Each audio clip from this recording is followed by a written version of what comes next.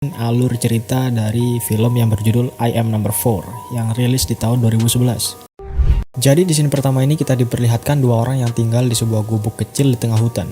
Di malam yang tenang, mereka berdua sadar kalau ada yang mencoba masuk ke rumah mereka. Keduanya waspada kalau ada sesuatu.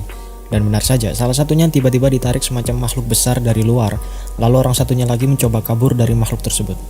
Meskipun orang ini terlihat berbakat dalam hal kabur-kaburan dan sepertinya juga punya semacam kekuatan sendiri, tapi pada akhirnya orang ini tertangkap juga oleh salah satu musuh. Terlihat seperti ada dua pola lingkaran kecil di kaki kanan orang ini, dan dia juga punya kalung bercahaya yang akhirnya diambil sama musuhnya. Lalu si musuh membunuhnya. Ternyata si musuh ini juga punya dua kalung lingkaran lainnya yang kemungkinan dia dapat dengan cara membunuh pemilik kalung. Scene berpindah ke daerah pantai dengan beberapa orang bermain surfing di sana, salah satunya Daniel. Di malam hari saat nongkrong, Daniel diajak salah satu cewek bernama Nicole untuk berenang dan ya ngobrol-ngobrol. Tapi di tengah obrolan mereka, kaki Daniel tiba-tiba terluka dan mengeluarkan cahaya yang membuatnya kesakitan dan teriak-teriak. Daniel juga melihat pembunuhan dari pemilik kalung sebelumnya saat kakinya bercahaya. Nicole ketakutan karena dia nggak pernah melihat hal semacam itu, lalu meninggalkan Daniel sendirian. Di pagi hari besoknya, Daniel bangun dengan bekas luka lingkaran baru di kaki kanannya yang masih merah. Daniel juga punya dua pola lingkaran yang sama seperti orang sebelumnya. Kemungkinan Daniel ini berasal dari kaum yang sama dengan orang yang dibunuh sebelumnya. Lalu ada seorang pria yang datang. Daniel berkata kepada pria itu bahwa nomor 3 sudah mati. Mereka berdua pulang, lalu berencana untuk pindah dari daerah itu dan membakar bekas-bekas identitas mereka. Daniel bercerita bahwa orang yang bersamanya itu bernama Henry. Dia bukan ayahnya, tapi seorang prajurit yang ditugaskan untuk menjaga Daniel. Daniel nggak ingat seperti apa ayahnya. Dia hanya diberi warisan sebuah kotak yang dititipkan ke Henry dan akan diberikan kepada Daniel saat waktunya tiba. Daniel sebenarnya berasal dari planet lain bernama Lorien. Saat dia kecil, Lorien diserang oleh kaum Magedorian atau Mox. Semuanya mati kecuali 9 orang kakak beradik yang kabur ke bumi, salah satunya Daniel. Dia punya 8 saudara lainnya, dan Mox masih memburu 9 orang saudara ini sampai sekarang secara berurutan. Daniel mendapatkan luka lingkaran pertamanya di umur 9 tahun, luka keduanya di umur 12 tahun, dan luka ketiganya tadi malam saat berenang bersama Nicole. Setiap luka yang didapatkan Daniel, artinya satu saudara Daniel sudah terbunuh sama Mox. Jadi sudah ada 3 saudara Daniel yang terbunuh, dan selanjutnya yang diincar adalah Daniel itu sendiri karena dia nomor 4. Karena kejadian luka Daniel sebelumnya yang cukup mencolok, Daniel dan Henry berencana untuk pindah ke tempat lain dan membuat identitas baru. Nama Daniel berubah menjadi John Smith, lalu pindah menempati rumah baru di Paradise, Ohio, untuk menghindari para Mox yang mengejar Daniel. Henry juga sepertinya orang yang paham teknologi. Dia bisa dengan mudah menghapus semua jejak yang berhubungan dengan Daniel di internet hanya dengan mendeteksi wajah Daniel. Mungkin dia memakai teknologi dari planet Lorien atau semacamnya. Di tengah hujan yang cukup deras, ada suara dari luar rumah mereka. Keduanya waspada jika mungkin itu adalah kaum Mox yang mengincar Daniel, atau sekarang namanya John Smith. Henry dengan senjata khas Loriennya memeriksa keluar, tapi tidak ada apa-apa di luar. John ikut memeriksa keluar, dan cukup jeli melihat di sana ada seekor anjing yang kehujanan, lalu membawanya masuk ke rumah. Karena anjing ini tidak punya kalung ataupun tanda pengenal, John berencana untuk memeliharanya dan memberi nama anjing ini Bernie Kosar, seperti nama pemain football di salah satu poster rumahnya. Dan setelah sedikit bujukan ke Henry, dan Henry merasa anjing itu bukan salah satu makhluk Mox, John boleh memelihara anjing itu. Henry diam-diam mengambil kotak warisan dari ayah John dan menyimpannya di dalam lemari jam untuk disembunyikan. Ya meskipun ketahuan sama Bernie. Di scene lain, ada seorang wanita yang mengunjungi rumah John dan Henry sebelum pindah. Dia mengacak-ngacak rumah itu dan tidak menemukan apa-apa, lalu memutuskan untuk membakarnya. Di pagi harinya, John berencana untuk masuk sekolah dan nggak mau dipenjara hanya di rumah saja. Saudara nomor 3-nya sudah tinggal di tengah hutan, jauh dari pemukiman, tapi tetap saja kaum Mox menemukan mereka. Jadi John berpikir akan lebih aman kalau membaur dengan yang lain. Meskipun pasti Henry melarang karena terlalu beresiko, John cukup pintar untuk membuat dokumen palsu dan macam-macam persiapan sendiri. Akhirnya Henry membolehkan John pergi dengan syarat menelponnya setiap 1 jam. Kalau John tidak mengangkatnya, itu berarti terjadi sesuatu. Saat John ada di ruang pendaftaran untuk mendapatkan jadwal pelajaran, dia tertarik dengan salah satu murid perempuan yang sedang dimarahi kepala sekolah saat itu, karena selalu mengambil foto orang tanpa izin, bernama Sarah. Setelah keluar dari ruang kepala sekolah, Sarah disuruh untuk menunjukkan loker milik John. Lalu seperti biasa, anak baru akan disapa oleh preman-preman sekolah bernama Mark James dan bawahannya Kevin, Jackson, Tyler, dan Max. Lalu datang seorang kutu buku yang selalu dibully bernama Sam yang membantu John membuka lokernya. Sam selalu dibully karena keterkaitannya dengan UFO-UFO dan dianggap konyol oleh yang lain. Saat John membantu Sam dari bulian Mark, John menyadari dia punya kekuatan melebihi manusia biasa karena lemparannya yang sampai membuat bawahan Mark jatuh. Sarah memotret kejadian itu dan diunggah ke website Stranger in Paradise. Henry yang tahu foto-foto John ada di internet langsung menghapus semua foto John dan menyuruhnya tetap low profile dan tidak mencolok.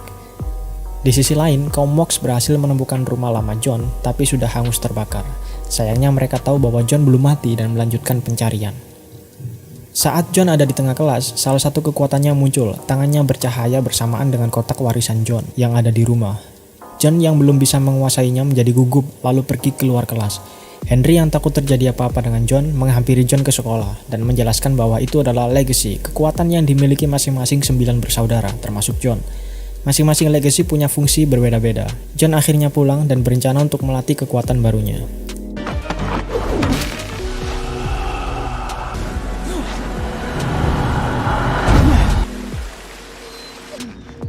Di malam hari, John bertemu dengan Sarah dan sedikit berbincang tentang Sam dan ayah tirinya, lalu mengantarkan Sarah pulang. Keluarga Sarah cukup baik dan menjamu John makan malam, dan sedikit perbincangan di kamar Sarah. Dan Bernie datang menjemput John. Mark yang tahu John dari rumah Sarah merasa cemburu dan mulai memiliki rasa benci kepada John, lalu memberi John dan Sam sedikit pelajaran. John yang tidak ingin mencolok memutuskan untuk membiarkan Mark. Sam membilas foto satu-satunya dengan ayah kandungnya yang bernama Malcolm Spellman. Sam menceritakan bahwa selain ayahnya bekerja di pabrik besi, dia meneliti adanya makhluk selain manusia, UFO dan semacamnya, bersamaan dengan Henry yang juga mencari tahu tentang ayah Sam. Setelah ayah Sam menghilang secara misterius, Sam mulai membenci hal-hal berbau alien dan meninggalkannya. Henry dengan sedikit risetnya mulai mengunjungi pabrik besi ayah Sam yang sudah tidak digunakan dan menemukan batu misterius berwarna biru. Lalu menelitinya sedemikian rupa dengan lambang Konoha dan lain-lain. Malam di hari yang sama, John mengesampingkan peringatan Mark untuk menjauhi Sarah dan menepati janjinya bertemu Sarah di pasar malam. Mark yang tahu hal ini punya rencana untuk menghajar John bersama para bawahannya. Tapi karena kesabaran John sudah habis, dia menghajar semua bawahan Mark dengan kekuatannya. Di waktu yang sama, Sam yang diam-diam mengikuti akhirnya tahu John bukan manusia biasa. John akhirnya mengejar Sarah dan menghajar Mark. Dia hampir mematahkan tangannya, lalu mengantarkan Sarah pulang. Sam yang sudah tahu John bukan manusia biasa mengajak John untuk bertemu di rumahnya. John memutuskan untuk memberitahu Sam bahwa ayahnya benar tentang alien, UFO, dan lainnya, dengan syarat jangan memberitahukannya ke orang lain. Keesokan harinya, ayah Mark yang seorang polisi mendatangi John terkait cedera yang diderita anaknya dan ketiga bawahannya.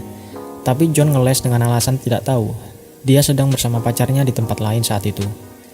Henry yang tahu hal ini sedikit senang karena John sudah bisa mengendalikan kekuatannya dan dengan mudah menghajar 4 orang. Tapi di sisi lain, dia juga takut ditemukan oleh para Mox karena salah satu video John di internet tidak bisa dihapusnya karena keamanan website tersebut. Jadi Henry berencana untuk pergi mengajak John pindah dan sekaligus mengurus video tersebut. John yang merasa jatuh cinta kepada Sarah tidak bisa meninggalkannya. Dia yang mulai bisa mengendalikan kekuatannya tidak mau pergi dan berencana untuk bertarung dengan para kaum Mox.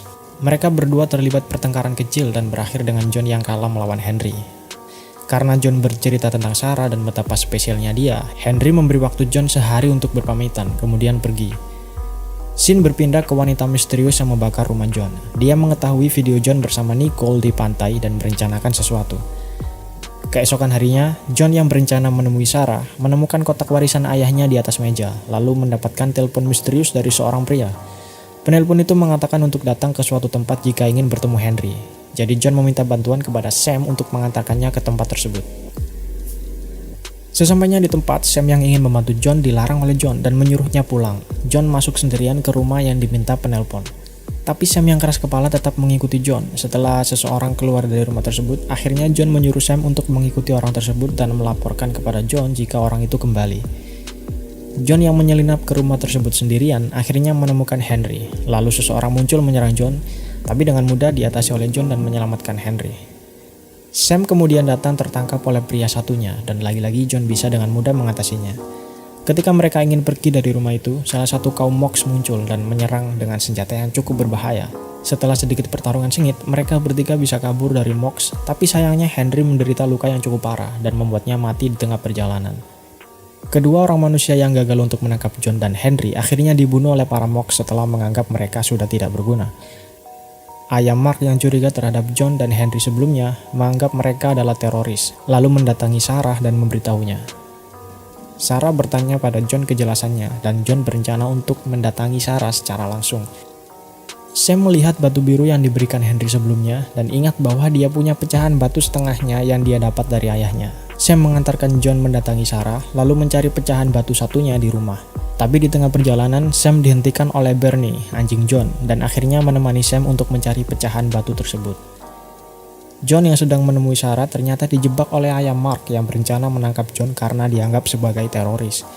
Tapi John dan Sarah berhasil kabur dengan menggunakan kekuatan John. Beberapa dari orang-orang di sana akhirnya sedikit tahu tentang John, termasuk Sarah. Sarah akhirnya mengajak John kabur ke sekolah. Mark dan ayahnya yang tengah mengejar John bertemu dengan kaum Mox. Mark ditangkap dan dipaksa untuk menunjukkan di mana John berada. Singkat cerita, kaum Mox dengan berbagai senjatanya sudah sampai di sekolah dan mengepung John. Sam dan Bernie datang menjemput John dan memberitahunya harus segera pergi dari sekolah. Pertarungan Mox mengejar John tidak bisa dihindari. Sekolah sudah dikepung oleh Mox dan Mox juga sudah mulai masuk ke dalam sekolah.